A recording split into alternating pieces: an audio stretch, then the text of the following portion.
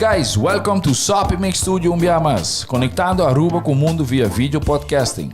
Conectar conosco, compartilhar ideias e histórias para nos inspirar e para conan abrir. Sopi Mix Studio é plataforma de podcast na Aruba. Follow-nos riba Facebook, subscribe riba YouTube ou riba plataforma de podcast preferido. Escute o podcast preferido que hora e onde que tá. Sopi Mix Studio, powered by Qredits. Botiu ideia? Qredits educa e prepara a abo para vir um empresário exitoso. De business plan, guia personal e préstamo para negócio até com 100 mil florim. Bira bom mês donho com Qredits. Sopway. Passa na Sopway para o sop, salada, wrap ou flatbread e mais fresco. Com 7 localidades rond Aruba. Nós está cerca de Ibo. Sopway. Swingmasterz. Organizando events, conferences of weddings. Mister de luz, sound, staging, DJ, trussing of LED screen. Swingmasterz está claro para ser boa fiesta éxito. Swingmasterz. E agora, Sopi Mix Studio é plataforma de podcast de Aruba, está apresentar.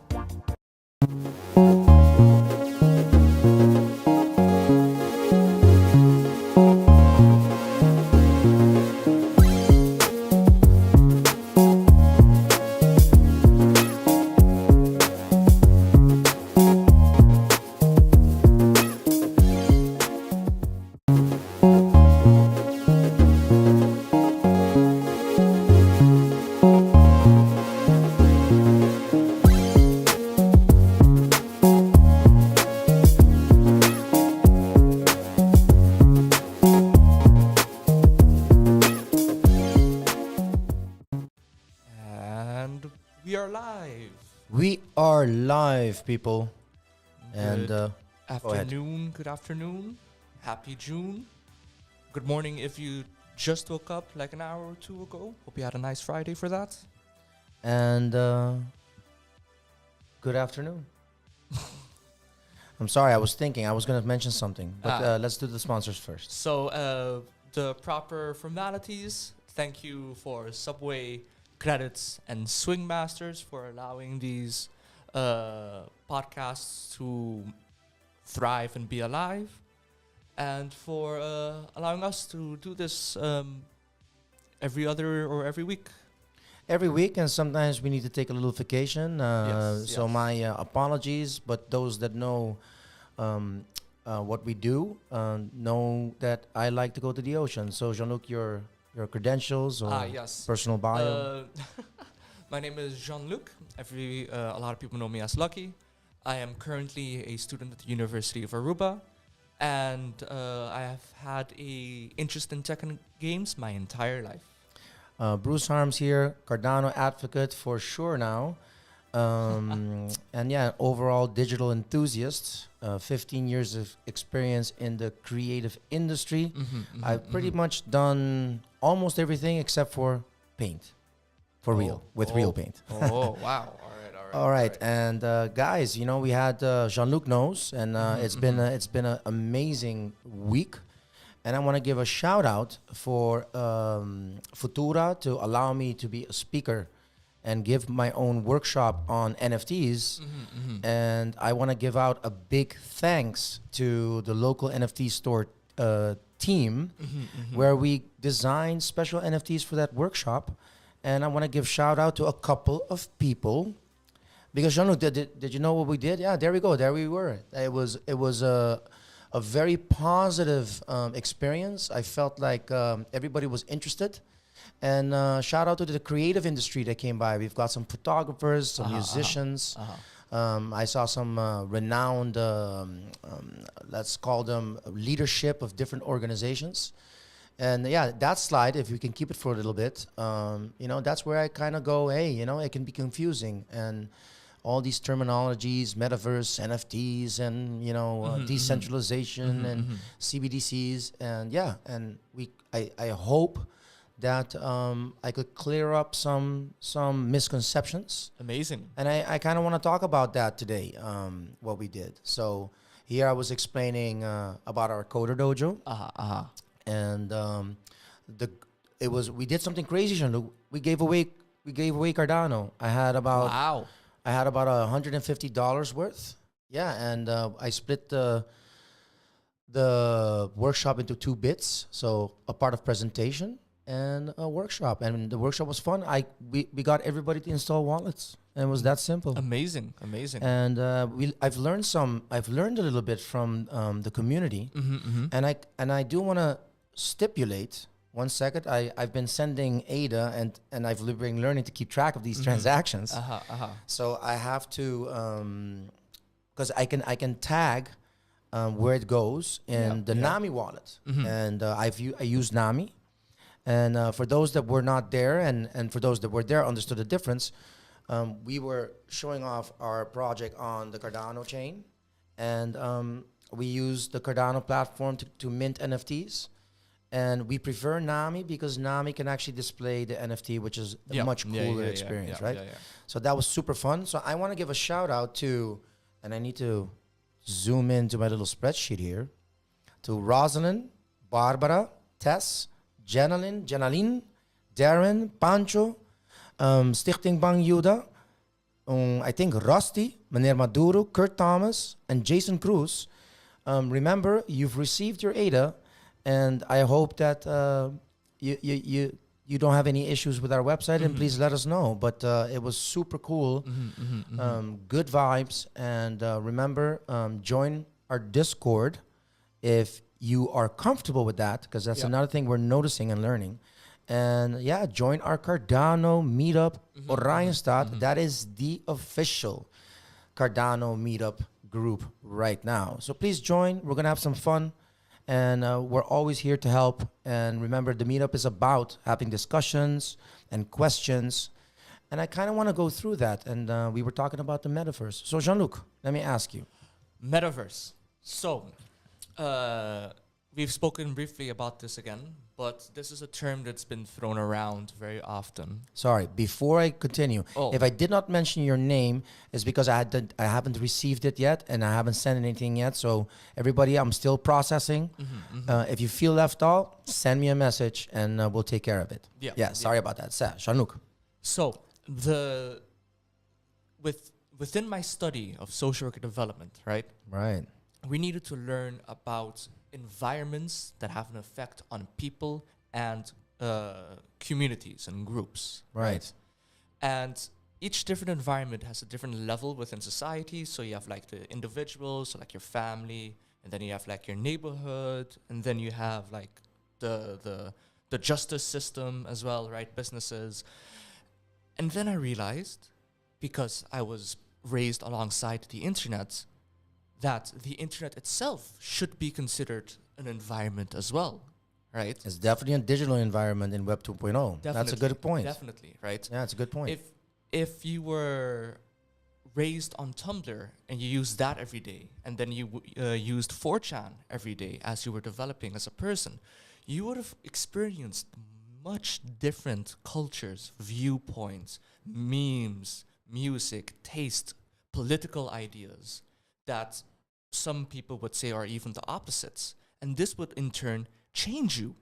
Right. So you're talking about community impact, really, what this technology has been doing, right? Yes. And I agree, because it was interesting.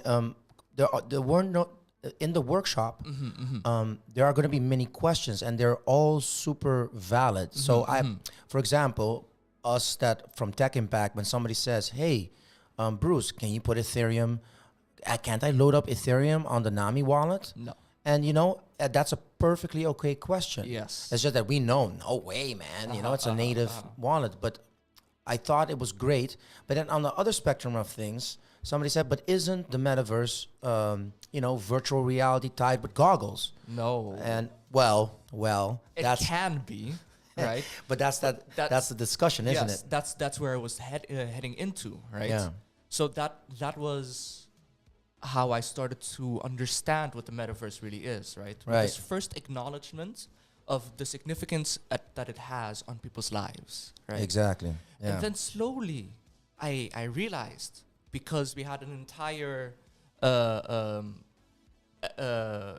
Facebook was down for like a day. You Yeah. couldn't use Instagram. You couldn't use Facebook. You couldn't use WhatsApp, right? And all of a sudden, the entire invisible infrastructure that my school made, that our friends made, that our families have made, right, could not interact. It could not function properly, right? So we went dark. We went dark, right? Right. And then it clicked. The digital world is now very intertwined with our lives, right? Integrated. Integrated, yes. And everything that happens in real life has an effect on the digital reflection of it, right? Yeah, So if a yeah. power outage goes out, we no longer can communicate properly. Yeah, that's I've made that point many times when we're doing the full stack vision work, which is basically, Internet Awareness Plus, where obviously without energy there's no economy, Yeah. and without the internet it's pretty much the same. We are already cashless. I mean, there's a lot of people out there that don't like that idea, but unfortunately, Manson, it is a reality. And somebody's calling. Excuse me.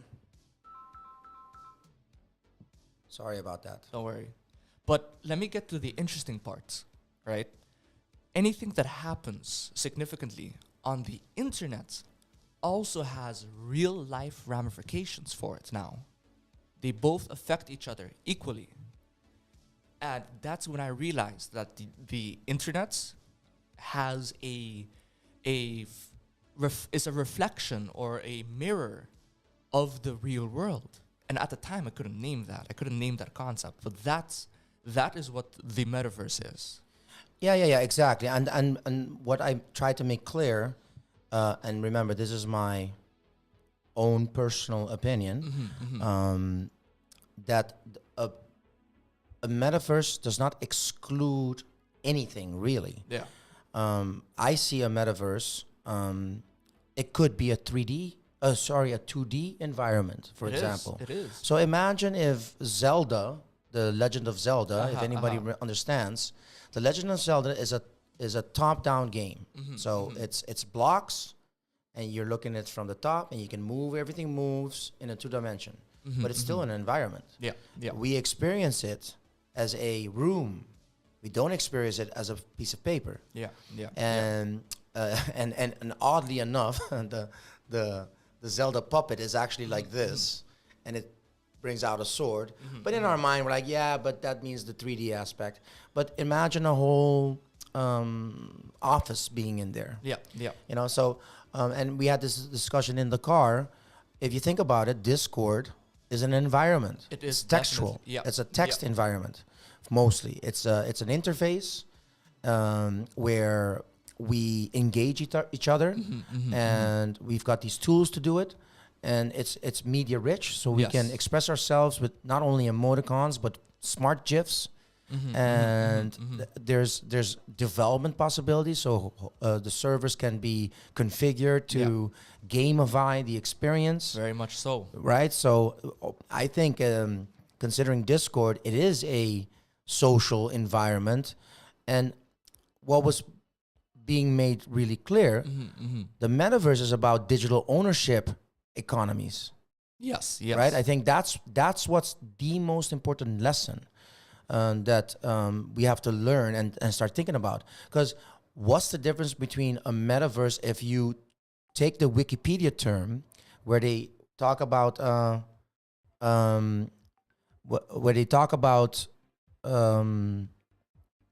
virtual reality. Yeah, I'm being distracted. Sorry. Virtual reality has been around forever. Yes. I mean, for long times. Nintendo had his red little goggles. Yeah, I mean, me and Jean-Luc played Jedi. I was in a Jedi war for real. I mean, it was super reactive. This is 3 years ago, And I think what's important to understand, the base of it is that in a metaverse, there's people that can sell and buy stuff and own stuff and transfer stuff, So and I think that's what they lack to explain. Yeah. It's literally everything that you can do in real life, right? And everything that does happens in real life has a digital counterpart to it, right? Right. So let's go backwards. Second Life. That was really big in my day. When I Yes. started working my first time in an advertising agency as a designer, that was in Zoetermeer. I worked there for 5 years. The YouTube kind of lifted his head a bit, and there was this whole thing about Second Life. Yes, for those who don't know, Second Life is a social game, right? So what does that mean? But what do you call those things? MOORPGs? What are they called again? MMORPGs are massive multiplayer online But that's what it was. role-playing games. That's Yes, what it was. yes. But it was not a game that you're a dragon. You're a person. You could be Yes, yourself. Yes. But of course there's like World of Warcraft MMORPG, and then you have Second Life. They're very, very different experiences. That's why that one is a social game. No, of course. The purpose was to go online, make your digital identity that you want to represent, and then get to know people. That was the entire point. And I'm a big fan of the old comedy show The Office, and the character Dwight. There's even a sort of a what do you call that again? Scene? Yeah, a scene, of course. I wanted to say sketch Oh. because they have cold and they have cold opens. Oh, yeah. And he's showing off that I'm on Second Life, and you know what he did? He sold paper. Oh, just like in his job. Yeah, so he basically, it is Second Life. Yeah. But back in the day, it was you had a horrible life, and you could reinvent yourself in Second Life. And there were actually, Manson, there was an economy happening. There is still an economy happening. I remember people were designing clothes Yep. and selling them in Second Life. Yep. And But they in could live- traditional, they could live off of that, really. if you take the example of Wikipedia's definition of metaverse, Second Life is a metaverse. It is. Except it's not blockchain based, right? Metaverse does not have to be blockchain. Exactly, Or that's Facebook another related. thing. That's one of the biggest misconceptions today. Yeah, yeah. Facebook is a metaverse. It is a reflection of reality. It is where people can sell stuff. They can interact. They can exchange ideas. They can watch movies together. You have shops. You have stores. You have the government pieces. You have where you go sell memes. Everything you can do in real life, there is a reflection of it. So within Facebook. let's compress it back down. The metaverse is an idea in development, Yes. right? It is. and what I like to add, not exclusively VR, but it definitely starts with NFTs, environments. I mean, the modern version, the NFTs, environments, digital ownership, and online assets. Yes. If that comes together the right way, I consider it a metaverse. But I also consider NFTs that can jump from one platform to the other. Also a definition of what metadata does. Metadata, yeah. Yeah, you Yes, know, yes, I mean, yes. I try to explain to people, a photo has metadata. Yeah. The metadata is a nice word for, the photo is tagged with a date, resolution. Geopolitical. No, not geopolitical, geolocation. It's not political. Excuse me. Geolocation. You see that? Geolocation, it's geography, it's tagged. Yeah. And you know, some murderers were caught that way. They forgot to delete the metadata when they tried to be, interested, tried to taunt the police. But yeah, so that about the metaverse. Now, some interesting questions came along. So let's answer the following questions. Tell me. How do you get on a metaverse? Well, it doesn't exist. You got to choose one. I would argue that most people who participate actively on the internet already are part of it. Yeah, already are part of it. Yeah. The thing is, here we go. Yeah. So this is the traditional new, a visual on what a metaverse could be. And I think from a perspective of, hey guys, we need to raise funds to develop this stuff. This is definitely what gets investors interested, right? Basically, what's that movie called? Ready Player One. Ready Player One is yeah, the example of what I think most people are looking forward to.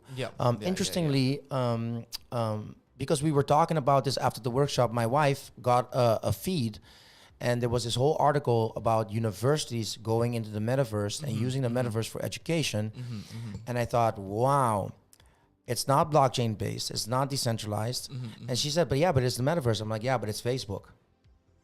It's Facebook. Facebook Metaverse? Well, the team leader, director, development director from Meta is pushing forward with a project with universities to start innovating. Yeah. I was like, oh man, here we go, big tech. Here we go. Yeah, these are, and you see, they put Ethereum, which is basically the OG of smart contracts. That's where it all became, technically possible. And funny, why did they always put Japan? It's almost like Standalone Complex, which I think is the first science fiction, real serious science fiction that actually proposes it that way. It's the story of General Makomoto. I forgot her name. The fanboys are gonna go crazy. And she had an android body and a human brain, and she's totally connected with the internet. And yeah, she's definitely in a verse, and she would walk in both. So it's basically a digital world that she has to fight crime, online crime, that's really serious in an interconnected place. Anyway, and you know what was funny before you continue? In the workshop, we kind of go into the science fiction realm almost. Of course. I think one of the first shows to explore the idea of a metaverse, they never even acknowledged it as the metaverse, would be Serial Experiments Lane. Oh, no. Is that the one with the short 30 seconds films? No, I don't know. Explain. No. Elaborate. So essentially, it's like this is what inspired The Matrix. The Matrix. That's another one. It is to blur the lines between the internet and reality. Serial Experiments Lane much more focused on whether the internet is the real one or reality is the real one, or if when she's surfing the web, is she connected to reality from the web? So it blurred that line, right? And they introduced the little green code that would represent the fabric of reality that the Matrix did eventually. No, wow. But the new reality. Look at that goggle. that's an Oculus. Is that an Oculus? That is an Oculus, yeah. I remember someone developed a software that could use the gyro of the phone. And you get this loader. So the phone holder, and you can turn your phone into a VR. Yeah. Remember that? Yeah. Do you think that certain companies will try to incorporate that as a standardize this for themselves? Maybe. Like put a good gyro in one of them? Yes, most likely. So maybe Samsung will say, hey guys, we got the new virtual A9 that supports all the platforms that are coming out right now. VR integration. Well, you're laughing. I don't think that's not going to happen. I think that's going to happen. I think they're going to try that. Definitely. Absolutely. That's a great. That's a great gimmick. Is it even a gimmick? I think people are gonna pounce on that. If Samsung comes out with that, it's gonna be an instant hit because they already have the distribution ready. They got all these telecoms. Yeah, but now it's augmented reality. No, not yet because he's still looking. So what we're seeing is what he's seeing. I think so. He's actually they're not augmenting reality. That's another thing. That's another difference. So our phones have done this. We used to have an app that you can use the camera, and it will actually triangulate and do all this stuff, and it will superimpose information over the image. Yeah. Right. So that's called augmented reality, people. Pokemon Go is the best example of this. Yeah, Pokemon Go is the massively adopted, worked really well game where it used your current map. Yeah. And then we could fight them. I remember I would use my phone and I would throw the ball. We walked around with that stuff. Yes. For those who somehow don't know or haven't played Pokemon Go, I don't know how you escaped that little phase that summer so long ago, right? Yeah. But it's a very, very bare bones Pokemon game. But what made it amazing was how integrated into reality it was. It augmented your reality, right? Yeah, it was And you would nuts. go to locations because on the map in the game, there was a Pokemon you were looking for. And you would go there, and you would pull up your camera, and through the camera, you would be able to see a Pokemon right there. Yeah, it was crazy. I thought it was pretty fun though. We were driving around, and I remember we would go to over at Eagle, Yeah. and there would be like 15, 20 people standing there, and it's so funny. We were in the inn. Everybody gets it. We know what we're doing, Yeah. and all the other people are looking. What the hell are these people doing? Why are they walking around in a group, and they're all pointing their phones into thin air, and we're trying to get, what was that called back then when it was the big monster? One of those. It was high up, and it was like a, what was that? A legendary, I think.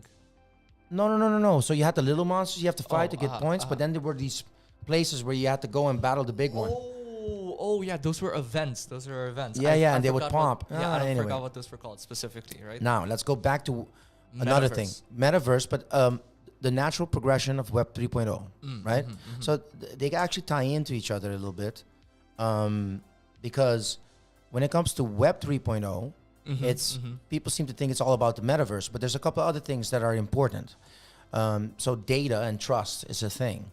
What I think is interesting to point out is that Pokemon Go actually sold all of that activity to third parties. That's why and we it feels actually, free. yeah. So a lot of people, I'm like, how can it be free? And they're making $3 to $6 million revenue. And when you tell people, did you know they were selling our steps and actually researching,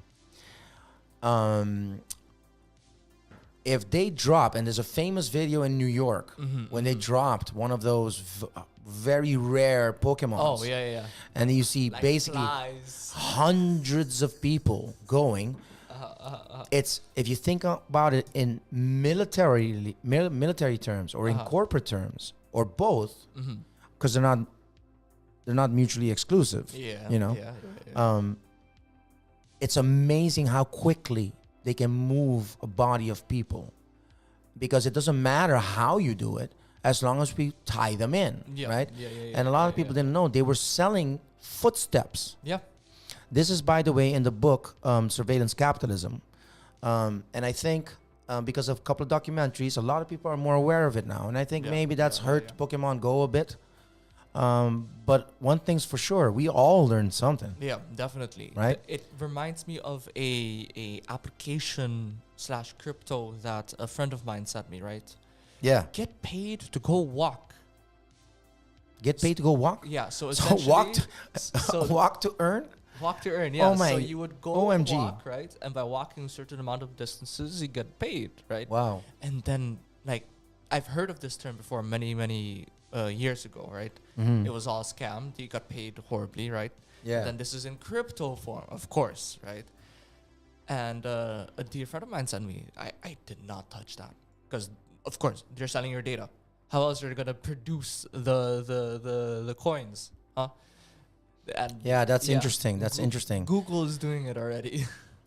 Yeah, that's interesting because I don't even know what to say to that. Well, Yeah. I can react with what's been happening. I actually set up my wallet on Brave. Brave is a browser that markets itself as an anti-tracker and blocks things for you and communicates with you and is trying to help you out, understand what's going on, especially with your activity online. And I use BAT, so I have earned maybe 4 BAT, guys. That's a cryptocurrency. Basic attention token. Thanks. I forgot. Okay, There you great.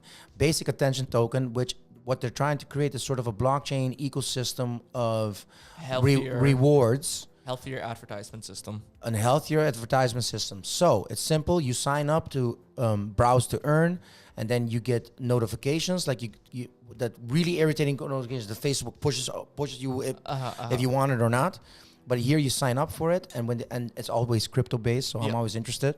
And then when you click on it, you earn a little bit of basic attention token Every time you watch an ad.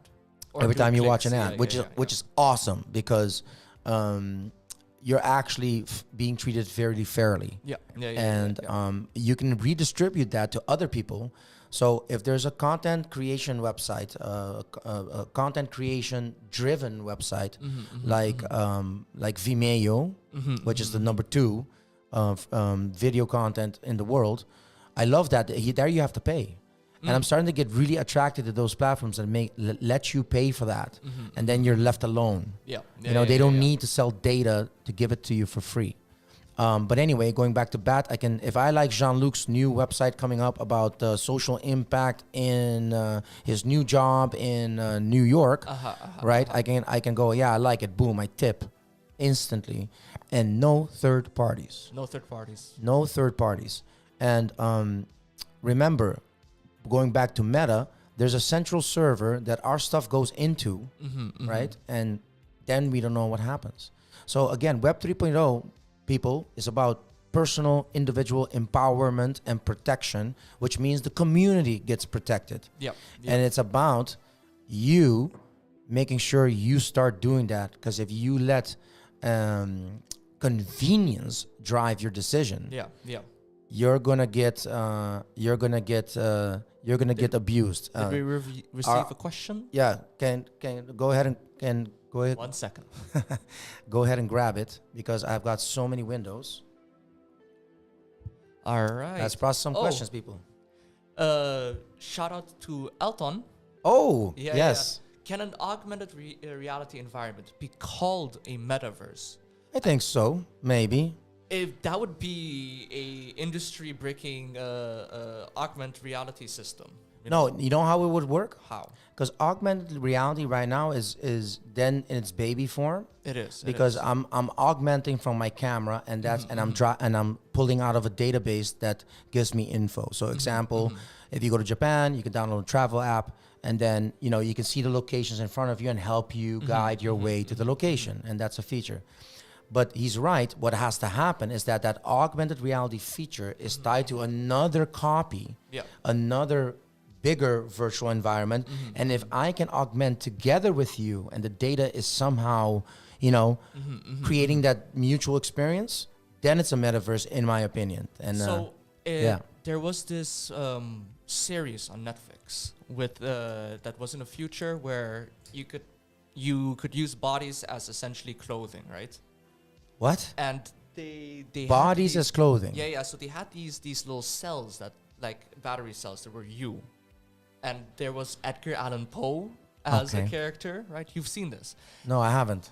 But explain. And they had these eye things, right? And one of the scenes of this guy who just came back from the dead, right? Turned his system on, and all of a sudden, boom, advertisements everywhere. Suddenly, this dark street corner was lit up with ads, people virtually or augmentedly trying to call them to go into their business, everything. There were it was augmented reality, right? But it was so huge that was part of reality. But Blade Runner does that really well. Well, then Blade Runner's augmented reality could be a sign of the metaverse, in my opinion, because everybody sees the same thing, as you so called it, right? Blade Runner, I remember really well.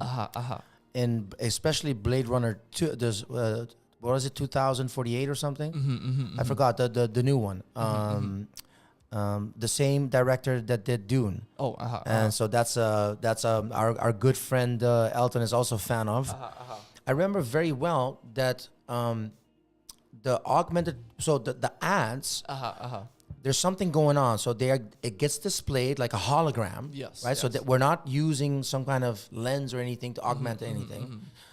So we have to think about what's augmenting reality, but then maybe the projection of it, the technology that was there. I think holograms would be considered augmented reality. Yeah, but I also think that it targets you specifically because sensors know who you are, and it will be specially for you because they have a lot more data about your profile, your needs, your likes, and another thing about what you just said.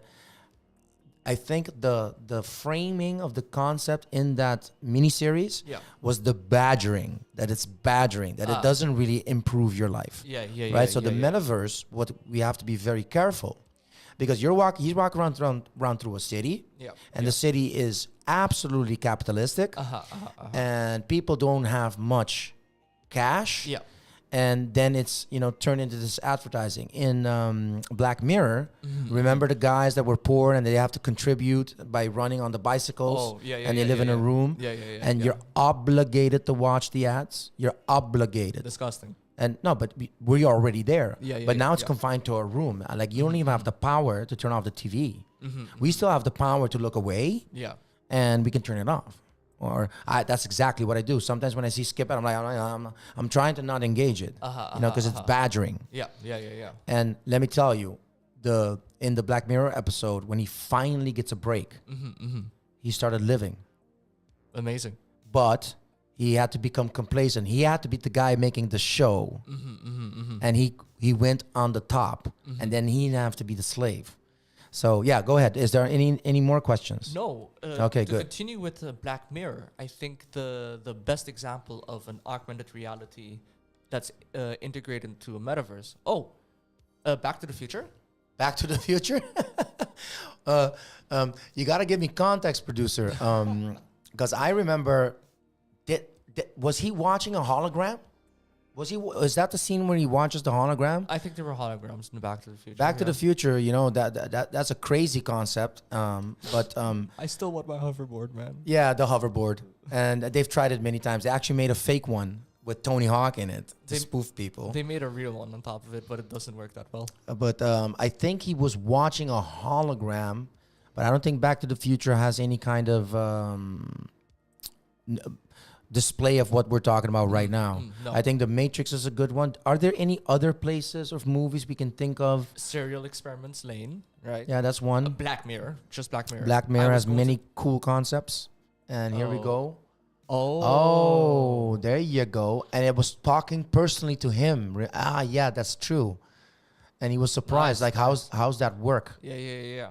So in Black Mirror, there was another episode where everybody had these eye implants, right? That functioned as essentially like a phone. Oh, yeah. That right. was a good one. And that was a real good one. Augmented their reality, right? But since just like our phone extends the way that we can interact with everybody, right? But with the eye thing, they could take pictures, they could call, they could see things, they could show things to each other, and you could see it. But then something very interesting happens. Spoilers to come, right? Mm-hmm. He gets essentially blocked on a societal level. Yeah, that was crazy. Well, yeah, that was nuts. And then all of a sudden, what he sees is all just a bunch of blurry bodies that he cannot hear or interact with. That was a scary thing. Imagine that you've installed these eyes, because that's what they are. They're biologically installed. They're biological installments, probably mandatory. Biomechanical, yeah. Yeah, but probably mandatory by that country. And it gives you a lot of features. It lulls people into all these features where they have a constant recording that they can tap into. Yeah. And he can actually, because it's basically a story about how he started thinking his girlfriend is giving him a fast one, and then he can actually play back, and he can see, and he can zoom in and see, there's some intimacy there, and then he uses these powers to figure it out. But then he gets what he wishes. She gets caught. They get in trouble. She files a restraining order, and in those modern times, the restraining order was a block, and that block meant that, and I think it included his daughter, his own daughter. Everything, and it was all. You can see it and everything. Yeah, they were amazing reflections of how that functions in the current metaverse, in the current digital social media sphere. If you like someone, you share everything. You take pictures, you share videos, you have calls and everything. And once you get blocked, you can't hear them anymore. Yeah, you don't see them anymore. You can see their name, which is their shape, but whatever they post is all blurred out or even removed. And what was amazing is that the feeling of confinement. I mean, you're free to move anywhere in the world. Yeah. And now all of a sudden, everybody's around you, but you can't have a meaningful connection with anything and anybody. Yeah.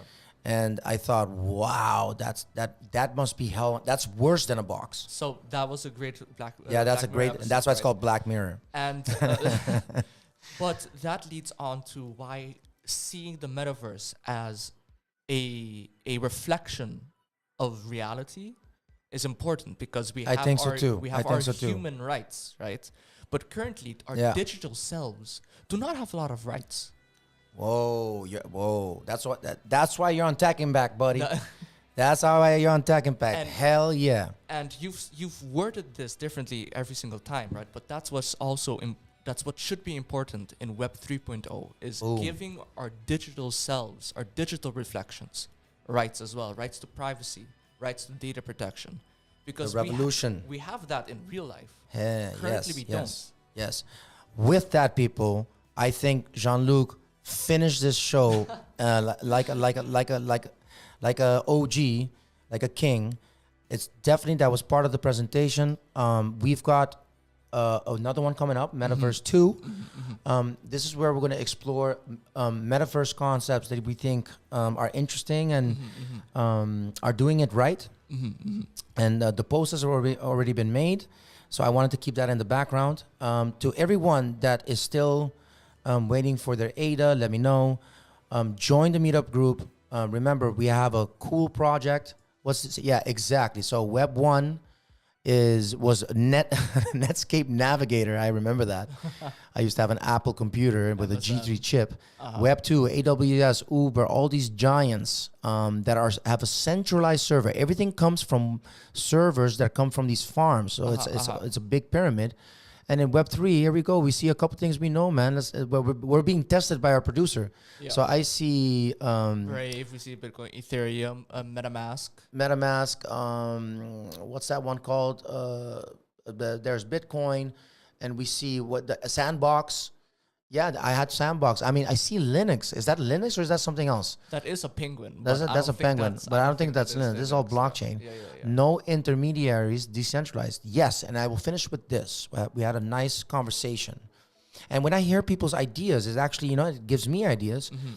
I told somebody, if I send from one of my favorite apps from my bank, and I send, what am I doing? I'm putting a number, and I'm putting an amount, and I give a password, and I press send. And then it goes through the Swift network into their computers, and there's compliance. And so they intermediate that whole process, and they own our accounts. We don't own much of anything. Now imagine if I consider a blockchain wallet a real wallet. Like it's a digital wallet, but it's physically, digitally, physically somewhere, right? And when I send the ADA to them, it was that simple. They send me an address. Yeah. And I send it to them, and then they tell me, yeah, I received it. And you know who's in between us? No one. A platform that is owned by no one. Yeah. Nobody can shut it down, but the subscribers of the concept of staking that run the servers. So these people are called, technically on the Cardano, they're called SPOs, stake pool operators. And some wallets they have actually helps with that network. So Daedalus is a very heavy wallet, but you're actually contributing in the network. So that's the technical part, guys. And I want to finish. If you don't understand, it's okay.